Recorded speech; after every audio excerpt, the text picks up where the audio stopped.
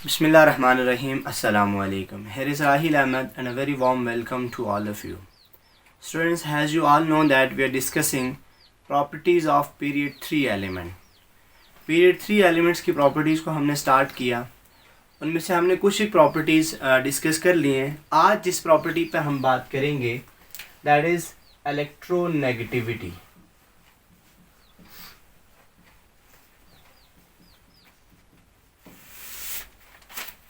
मैंने आपसे पहले भी ये बात क्लियर की कि हम इन पीरियड्स की प्रॉपर्टीज़ को या पीरियडिसिटी ऑफ प्रॉपर्टीज़ में से जिन जिन प्रॉपर्टीज़ को हम यहाँ पर देखेंगे उनको हम एक तो जर्नल आस्पेक्ट के लिहाज से भी डिस्कस करेंगे, क्यों कि आप उसको तकरीबन 2 साल के बाद पढ़ने जा रहे हैं. 9th के अंदर शार्ट सा इंट्रो आपने लिया था इन प्रॉपर्टीज़ का. अब 2 साल के बाद आप अगर इनको दोबारा पढ़ रहे हैं तो जस्ट आपको ट्रेंड्स बता दिए जाएँ, only with respect to period या ग्रुप बता दिया जाए तो आपके लिए डिफ़िकल्ट हो जाएगा. इसलिए इसी वीडियो में हम जनरली पहले ये बात करेंगे कि ये प्रॉपर्टी है क्या, इसके जनरल ट्रेंड्स क्या हैं, फिर उसके बाद हम ये बात करेंगे कि जिस पीरियड पर हम बात कर रहे हैं उसके रिस्पेक्टिव ये क्या है. आइए देखते हैं इलेक्ट्रोनेगेटिविटी.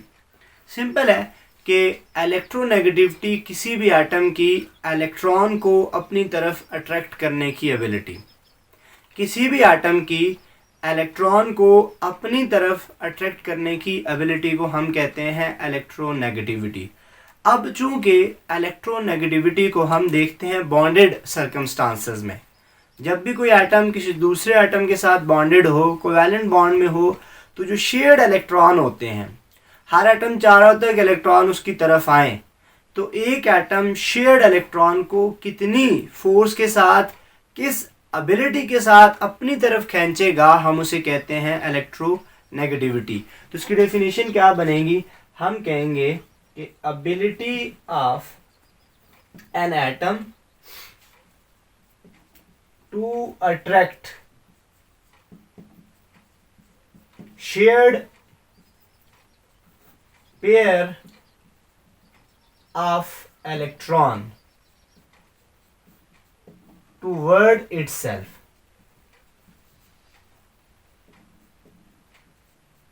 किसी भी एटम का शेयर्ड पेयर ऑफ इलेक्ट्रॉन को अपनी तरफ खींचना, ये क्या कहलाएगा, इलेक्ट्रोनेगेटिविटी. अब आते हैं इसकी यूनिट के ऊपर कि इलेक्ट्रोनेगेटिविटी की यूनिट क्या है. याद रखना, it has no unit. Electronegativity की कोई यूनिट नहीं है, because it is a relative quantity. हम किसी भी एटम की एब्सोल्युटली इलेक्ट्रोनेगेटिविटी को मेजर नहीं करते. और दूसरी बात भी याद रखना, it is non measurable quantity, it is dimensionless quantity. तो ये बात आपने याद रखना कि इलेक्ट्रोनेगेटिविटी की हम कोई यूनिट नहीं लेते. क्लियर. अब आते हैं रिप्रेजेंटेशन. याद रखना, आप अक्सर देखते हैं किताबों के अंदर इलेक्ट्रोनेगेटिविटी को EN से लिखा गया होता है. EN. That is not representation of electronegativity. ये इलेक्ट्रोनेगेटिविटी की रिप्रेजेंटेशन नहीं है. इलेक्ट्रोनेगेटिविटी को हम रिप्रेजेंट करते हैं X से. स्मॉल x के जरिए इलेक्ट्रोनेगेटिविटी को रिप्रेजेंट किया जाता है. तीसरी चीज जो हमने यहाँ पे देखनी है दैट इज मेजरमेंट. इलेक्ट्रोनेगेटिविटी को मेजर कैसे किया जाता है, किन किन मेथड्स के ज़रिए मेजर किया जाता है. याद रखिएगा, इलेक्ट्रोनेगेटिविटी को हम बॉन्ड एनर्जी से मेजर करते हैं, लेकिन उस पर मैं एक डिटेल में अलग से वीडियो बनाऊंगा जिसमें हम मुख्तलिफ स्केल्स को जो इलेक्ट्रोनेगेटिविटी को एक्सप्लेन करते हैं, उसकी मेजरमेंट को एक्सप्लेन करते हैं, उन पर हम डिस्कशन करेंगे. आज के इस लेक्चर के अंदर जस्ट आपको ये पता होना चाहिए इलेक्ट्रोनेगेटिविटी के मुख्तलिफ मेथड्स हैं, मेजरमेंट के मुख्तलिफ स्केल्स हैं जिनको लेकर हम इलेक्ट्रोनेगेटिविटी को एक्सप्लेन करते हैं. Most common and frequently use जो स्केल है दैट इज पॉलिंग स्केल.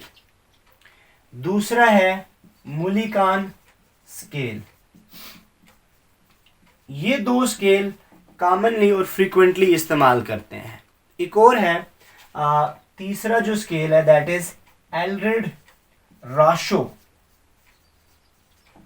एल्ड्रेड राशो, ये तीसरा स्केल है जो इसने एल्ड्रेड राशो ने डिज़ाइन किया है, जो कॉमन यूज़ होता है। लेकिन इन दोनों में से भी सबसे ज़्यादा जो कॉमन है वो पालिंग स्केल है, और फिर उसके बाद है मुलिकान स्केल, इलेक्ट्रोनेगेटिविटी को एक्सप्रेस करने के लिए, बताने के लिए और मेजर करने के लिए। तो ये एक जर्नल सी बात थी इलेक्ट्रोनेगेटिविटी से रिलेटेड। अब आते हैं कि किसी भी एटम की इलेक्ट्रोनेगेटिविटी किन बातों पर डिपेंड करेगी, वो हमने देखना है। फैक्टर्स अफेक्टिंग इलेक्ट्रोनेगेटिविटी या factors on which electronegativity depends. सबसे पहला फैक्टर जिसके ऊपर इलेक्ट्रोनेगेटिविटी डिपेंड करती है वो है न्यूक्लियर चार्ज। ये पहला फैक्टर है। दूसरा फैक्टर है आयोनाइजेशन एनर्जी। तीसरा फैक्टर है एटॉमिक रेडियस, या फिर हम इसे एटॉमिक साइज भी कहेंगे। तीसरा फैक्टर है शील्डिंग इफेक्ट, और पांचवा फैक्टर है हमारे पास जिस पे इलेक्ट्रोनेगेटिविटी किसी भी एटम की डिपेंड करेगी, दैट इज इलेक्ट्रॉनिक कॉन्फ़िगरेशन।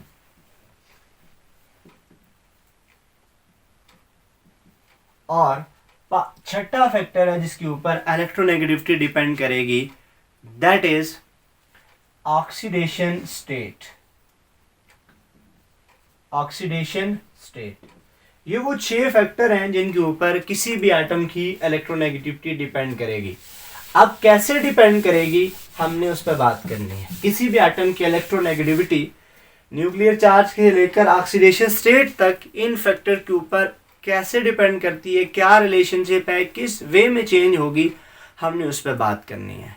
ठीक है। और एक और फैक्टर है, छठा फैक्टर है, या मैं अगर इस फैक्टर की जगह उसको ऐड कर दूं तो वो ज़्यादा बेहतर होगा, ज़्यादा अच्छी तरह से एक्सप्लेन कर रहा है कि हम कहें ऑर्बिटल पेनिट्रेशन, या आप उसको यूं कहो percentage S character. Percentage S character, या इसको आप यूं हाइब्रिडाइजेशन भी कह सकते हो। आप देखें सबसे पहले न्यूक्लियर चार्ज और इलेक्ट्रोनेगेटिविटी का क्या इफेक्ट है। और यहां पर भी याद रखना, हम न्यूक्लियर चार्ज की जब भी बात करेंगे तो हम कह रहे होते हैं effective nuclear charge. Effective nuclear charge, तो याद रखिएगा न्यूक्लियर चार्ज डायरेक्टली प्रोपोर्शनल होता है इलेक्ट्रोनेगेटिविटी के, कि किसी भी एटम का न्यूक्लियर चार्ज जितना बढ़ेगा, जितना ज़्यादा होगा, उसकी इलेक्ट्रोनेगेटिविटी भी ज़्यादा होगी। अब क्यों? कि न्यूक्लियर चार्ज के बढ़ने से उसके अपने इलेक्ट्रॉन टाइट होंगे, जितने भी उसके अपने इलेक्ट्रॉन हैं उनको वो अपने इन्फ्लुएंस में रखेगा, और कोई बाहर से इलेक्ट्रॉन अगर उसकी प्रॉक्सिमिटी में है तो उसको वो ज़्यादा फोर्स के साथ अट्रैक्ट करेगा।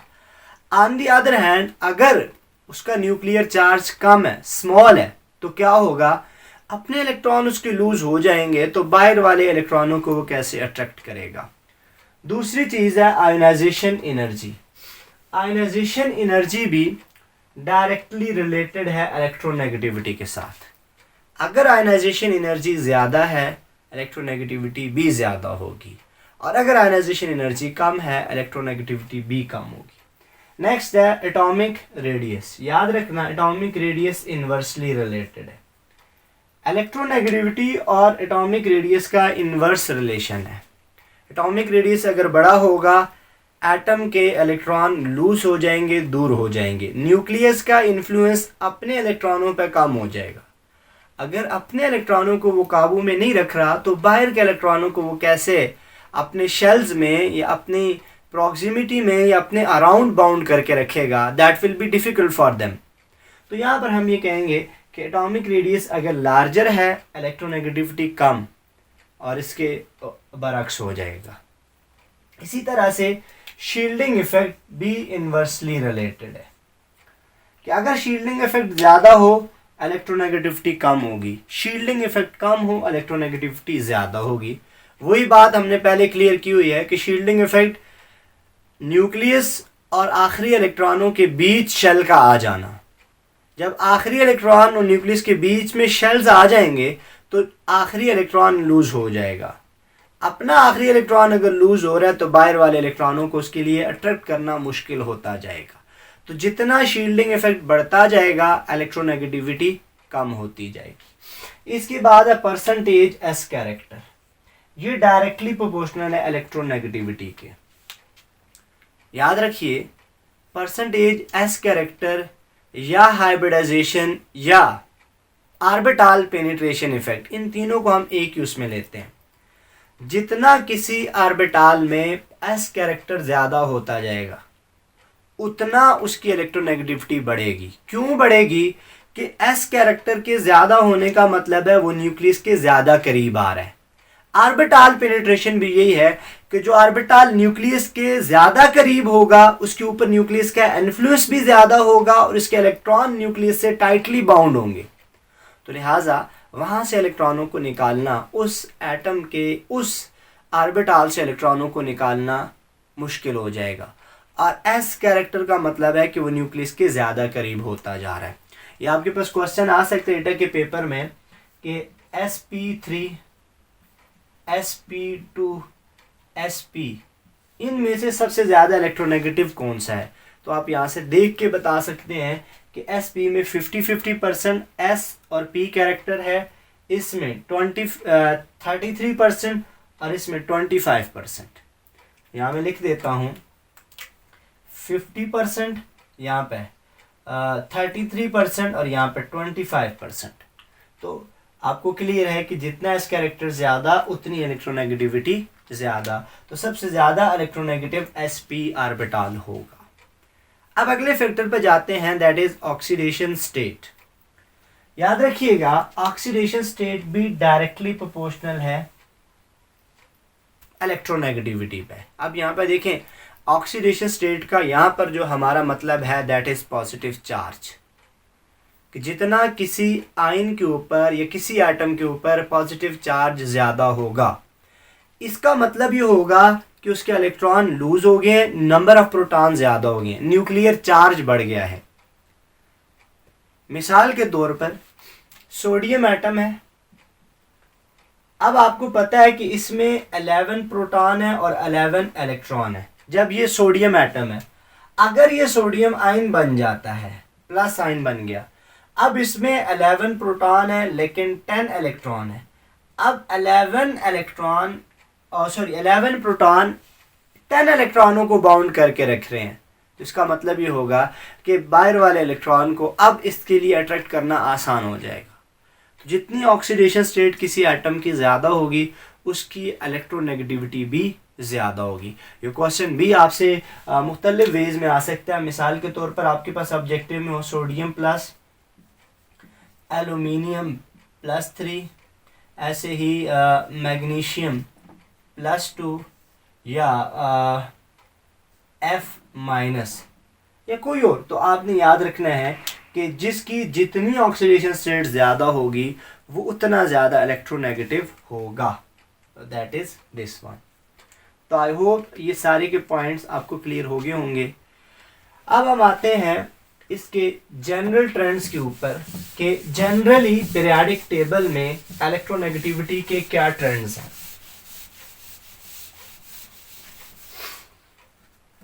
देखें, जब हम पीरियड में बात करते हैं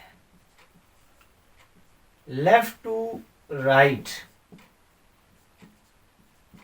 जब किसी भी पीरियड में लेफ्ट टू राइट हम जाएंगे तो याद रखिएगा इलेक्ट्रोनेगेटिविटी इंक्रीजेस।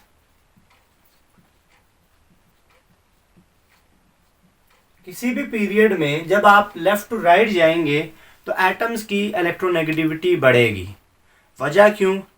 पहली बात न्यूक्लियर चार्ज बढ़ता है, दूसरी बात एटॉमिक साइज कम होता है, तीसरी बात शील्डिंग इफेक्ट तो सेम रहता है, आयनाइजेशन एनर्जी बढ़ जाती है। ये 4 फैक्टर हैं जो यहाँ पे काम कर रहे हैं और हम कहते हैं लेफ़्ट टू राइट इलेक्ट्रोनेगेटिविटी बढ़ेगी। अब हम अगर अपने पीरियड की बात करें तो हमारे पास है सोडियम, उसके बाद मैग्नीशियम, एल्यूमिनियम पीरियड 3 की बात कर रहा हूँ। इसके साथ है सिलिकॉन, फिर है फास्फोरस, सल्फर, उसके बाद क्लोरीन, उसके बाद आर्गन। लेकिन हम इलेक्ट्रोनेगेटिविटी में आर्गन को इंक्लूड नहीं करते। इलेक्ट्रोनेगेटिविटी का आर्डर इस तरह से होगा, यहाँ से हम ऐसे आएंगे, इलेक्ट्रोनेगेटिविटी बढ़ती जाएगी। तो सबसे कम इलेक्ट्रोनेगेटिविटी इस पीरियड में सोडियम की और सबसे ज़्यादा इलेक्ट्रोनेगेटिविटी क्लोरीन की। तो ये हमारा इस पीरियड 3 के एलिमेंट्स की इलेक्ट्रोनेगेटिविटी का ट्रेंड है। अब हम जनरली देख लेते हैं कि जब हम ग्रुप में बात करते हैं तो आपने पढ़ा हुआ है group are top to bottom, groups are top to bottom. Top to bottom जब भी हम जाएंगे तो याद रखिएगा इलेक्ट्रोनेगेटिविटी डिक्रीज होती है। अब वजह क्या, क्यों डिक्रीज होती है, उसकी वजह, पहली बात, when we go down the group, जब हम पीरियोडिक टेबल में डाउन द ग्रुप जाएंगे, पहली बात एटॉमिक साइज बढ़ेगा। एटॉमिक साइज बढ़ने से atom loose, electron loose, shielding effect बढ़ेगा, न्यूक्लियर चार्ज कम होगा, आयनाइजेशन एनर्जी कम होगी। जो फैक्टर्स डायरेक्टली रिलेटेड हैं वो कम हो रहे हैं, जो फैक्टर इन्वर्सली रिलेटेड है इलेक्ट्रोनेगेटिविटी के वो ज़्यादा होते जा रहे हैं। तो हम सिंपली कहते हैं when we go down the group electronegativity decreases because atomic size increases, shielding effect increases, nuclear charge वो हम कहते हैं कि इंक्रीज हो गया, लेकिन शील्डिंग इफेक्ट की वजह से उसका इतना इफेक्ट नहीं पड़ेगा।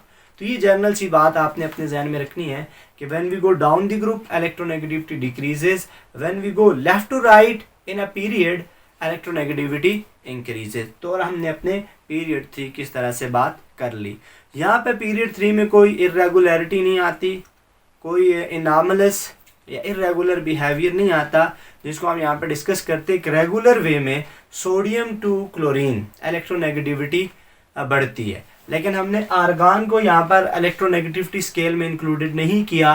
मैंने आपको शुरू में ये बात क्लियर की थी कि electronegativity is measured in bonded circumstances, और आर्गन बॉन्ड नहीं बनाता, it is stable, inert, noble, so that's why argon या electronegativity of argon is not included in this case.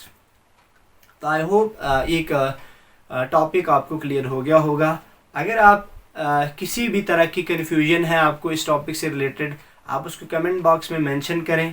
हमारी कोशिश होगी कि आपके उस क्वेश्चन को, आपकी उस क्वेरी को रिजॉल्व किया जाए। एक नेक्स्ट वीडियो के साथ मिलेंगे, उस वक्त तक दीजिए इजाज़त। अल्लाह हाफिज़।